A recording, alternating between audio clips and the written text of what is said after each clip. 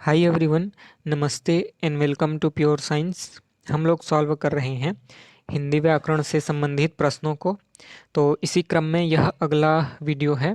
इसके पहले भी बहुत सारे प्रश्नों को हमने हल किया है और उसका वीडियो आपको यूट्यूब चैनल से मिल जाएगा और इसका जो है नीचे लिंक डिस्क्रिप्शन बॉक्स में दे दिया गया है, जो कि हिंदी का जो प्लेलिस्ट है उसमें से आपको मिल जाएगा। ठीक है, तो चलिए इसी क्रम में आगे सॉल्व करते हैं।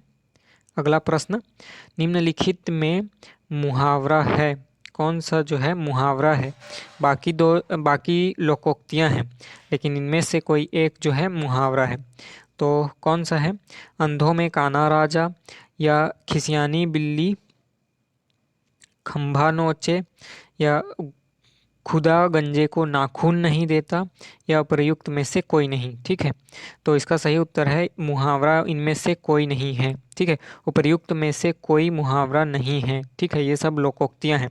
मुहावरा में इस प्रकार से नहाना, खाना, करना, पीना इस प्रकार से होता है। ठीक है, कोई क्रिया होती है अंत में। ठीक है, अंत में कोई क्रिया होती है ना। जैसे कलेजे में सांप लौटना, इस प्रकार से, है ना। कोई क्रिया होती है आखिरी में। ठीक है, जबकि ये सब जो दिए हुए हैं यहाँ पर लोकोक्तियाँ दी हुई हैं। ठीक है, चलिए देखते हैं अगला प्रश्न। निम्नलिखित शब्दों में देशज शब्द कौन सा है? ठेस, पाक, आखर, या कागज। ठीक है, तो इसका सही उत्तर है ठेस। ठेस जो है देशज शब्द है। इनमें से कौन सा देशज शब्द है बोलने से ठेस जो है देशज शब्द है। अगला प्रश्न देखते हैं। जुगुप्सा किस रस का स्थायी भाव है? जुगुप्सा इनमें से किस रस का स्थायी भाव है? दिए हुए हैं अद्भुत रस, वीर रस, विभत्स रस, भयानक रस। इनमें से किस रस का स्थायी भाव है? तो इसका सही उत्तर है विभत्स रस का स्थायी भाव है जुगुप्सा। चलिए देखते हैं अगला प्रश्न। बालक स्कूल जा रहा है, कौन सा काल है? इनमें इसमें से कौन सा काल है ना। बालक स्कूल जा रहा है, वर्तमान काल, भूतकाल, भविष्य काल, या उपर्युक्त में से कोई नहीं। ठीक है, तो इसका सही उत्तर है वर्तमान काल। वर्तमान में बालक स्कूल जा रहा है ना, तो इसीलिए वर्तमान काल। अभी बालक जो है स्कूल जा रहा है, तो इसका अर्थ हुआ वर्तमान काल। अगला प्रश्न देखते हैं। ये घोड़े बिकाऊ हैं। ये घोड़े बिकाऊ हैं, कौन सा विशेषण है ना। इसमें से कौन सा विशेषण है? गुणवाचक, रीतिवाचक, संकेतवाचक, या उपर्युक्त में से कोई नहीं। ठीक है, इनमें से कोई नहीं। कौन सा है? ये घोड़े जो है बिकाऊ हैं, तो इसका सही उत्तर है संकेतवाचक। ये घोड़े बोल रहे हैं ना, घोड़ों की ओर इशारा किया जा रहा है या उसके ओर संकेत किया जा रहा है। ठीक है, यह जो घोड़े हैं या ये जो घोड़े हैं उसकी ओर संकेत किया जा रहा है, इसलिए जो है यहाँ पर क्या होगा? संकेतवाचक विशेषण। ठीक है, चलिए देखते हैं अगला प्रश्न। रसोई घर में कौन सा समास है? रसोई घर में कौन सा समास है? द्वंद्व समास, तत्पुरुष समास, द्विगु समास, या उपर्युक्त में से कोई नहीं। तो इसका सही उत्तर है तत्पुरुष समास। रसोई घर अर्थात रसोई के लिए घर, है ना। रसोई वाला घर जो है होता है ना, खाना बनाने वाला, उसको बोला जाता है रसोई घर। तो रसोई के लिए घर यानी तत्पुरुष समास। देखते हैं अगला प्रश्न। भरत मुनि ने स्थायी भाव की संख्या कितनी मानी है? भरत मुनि ने स्थायी भाव की संख्या कितनी मानी है? तो इसका सही उत्तर है स्थायी भाव की संख्या 9 मानी है। ठीक है, भरत मुनि ने जो मूल रूप है उसमें स्थायी भाव की संख्या 9 मानी है। ठीक है, भरत मुनि ने रस के जो स्थायी भाव होते हैं ना, है ना, उसका जो संख्या है 9 माना हुआ है। 9 संख्या होता है, सॉरी, 9 रस के स्थायी भाव होते हैं, इस प्रकार माना हुआ है। ठीक है, देखते हैं अगला प्रश्न। पुरुषवाचक सर्वनाम में उत्तम पुरुष के लिए प्रयुक्त होता है ना। पुरुषवाचक सर्वनाम जो होता है उसमें उत्तम पुरुष के लिए इनमें से कौन सा प्रयुक्त होता है? कुछ, कोई, या क्या, या मैं, हम, हमारा, या उपर्युक्त में से कोई नहीं।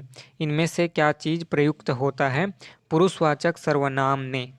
उत्तम पुरुष के लिए, ठीक है, उत्तम पुरुष के लिए इनमें से क्या प्रयुक्त होता है? तो इसका सही उत्तर है मैं, हम, हमारा। ये सब जो है उत्तम पुरुष के, है ना, रूप में उपयोग होते हैं। ये जो सर्वनाम दिए हुए हैं मैं, हम, यह हमारा, यह उत्तम पुरुष में प्रयोग होता है।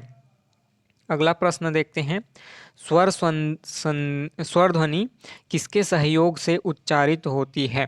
स्वर जो ध्वनि है अ आ ई ई, ये जो भी स्वर हैं, है ना, अ ई, ये सब जो हैं किसके सहयोग से उच्चारित होते हैं? ठीक है, तो इसका सही उत्तर है स्वतंत्र रूप से, है ना।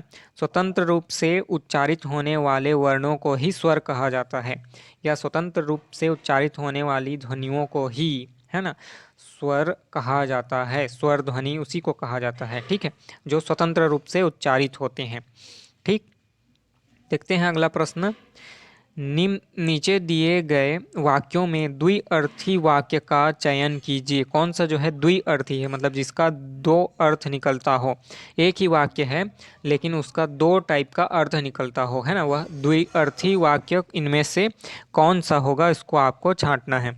तो दिए हुए हैं, समय के साथ महादेव बूढ़ा हो गया। ठीक है, यह एक तो साधारण अर्थ है, समय के साथ महादेव जो है बूढ़ा होता गया। ठीक है, लेकिन वास्तव में महादेव यानी भगवान शंकर जो है बूढ़े नहीं होते, वे अमर हैं। ठीक है, तो समय के साथ महादेव बूढ़ा हो गया, यह द्विअर्थी है। ठीक है, एक तो साधारण अर्थ में, है ना, बूढ़ा हो गया ऐसा अगर किसी का नाम है तो, ठीक है, लेकिन महादेव जो भगवान शंकर हैं वे बूढ़े नहीं होते। ठीक है, तो समय के साथ महादेव बूढ़ा हो गया, यह द्विअर्थी है। ठीक है, इसने उसने इधर उधर देखा और कहा यह नहीं है ना, ये भी नहीं है, यह चीज़ सपने में भी नहीं मिल सकती, यह भी नहीं है। ठीक है, तो option 1 is the right answer कि समय के साथ महादेव बूढ़ा हो गया, यह द्विअर्थी वाक्य है। ठीक है, अगला प्रश्न देखते हैं।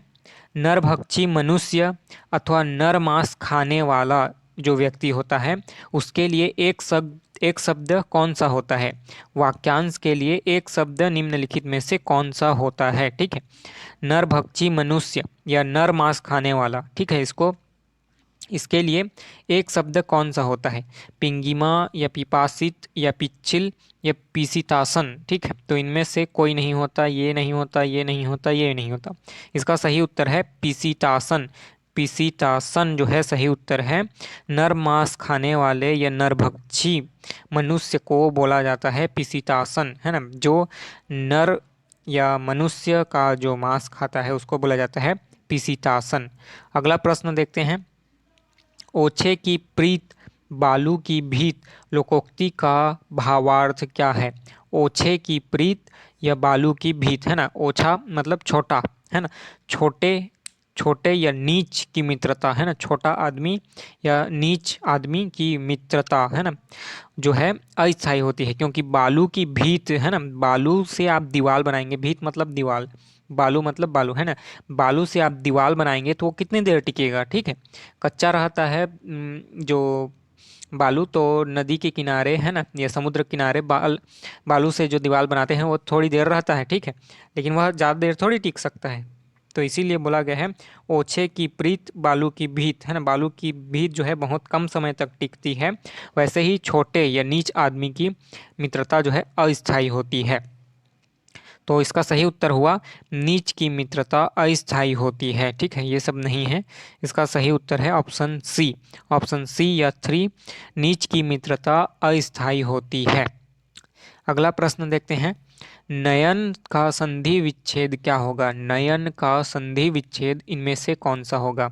न यन ये नहीं है, ने अन यह सही उत्तर है। ठीक है, ने अन जो है नयन का संधि विच्छेद है, ने अन नयन का संधि विच्छेद है। ठीक है, ये भी नहीं है, नेयान नि आन यह नहीं है। ठीक है, option B is the right answer. Option B जो है सही उत्तर है। अगला प्रश्न देखते हैं। वर्तनी किसे कहा जाता है? वर्तनी किसे कहा जाता है? पढ़ने की रीति को नहीं, लिखने की रीति को सही है, वाक्य रचना को नहीं, इनमें से कोई नहीं। ठीक है, तो इसका सही उत्तर है ऑप्शन बी, लिखने की रीति को वर्तनी बोला जाता है। वर्तनी मतलब लिखने की जो रीति होती है, लिखने का तरीका होता है, हैंडराइटिंग होता है, उसी को वर्तनी बोला जाता है ना। वर्तनी सुधारो अपनी, ऐसा बोलते हैं। ठीक है, अपनी वर्तनी सुधार के रखो या सुधारो। ठीक है, यानी कि लिखने की रीति को या लिखने के तरीके को बोला जाता है वर्तनी। ठीक है, अगला प्रश्न देखते हैं। निम्नलिखित शब्दों में कौन सा शब्द समूह का पर्यायवाची नहीं है? समूह का पर्यायवाची नहीं है। निकर, पुंज, सकल या राशि, है ना। इनमें से कौन सा जो है समूह का पर्यायवाची नहीं है? ठीक है, पुंज मतलब किरणों का समूह हो गया। ठीक है, राशि मतलब भी समूह है ना। निकर माने भी होता है। सकल जो है, सकल मतलब सब होता है, समूह नहीं होता है, सब होता है। तो इसका सही उत्तर है सकल। इनमें से जो है समूह जो बोला गया है उसका पर्यायवाची नहीं है बोलने से सकल जो है पर्यायवाची नहीं है। ठीक है, समूह का पर्यायवाची कौन नहीं है? तो सकल जो है समूह का पर्यायवाची नहीं है। अगला प्रश्न देखते हैं। निम्नलिखित सब वाक्यों में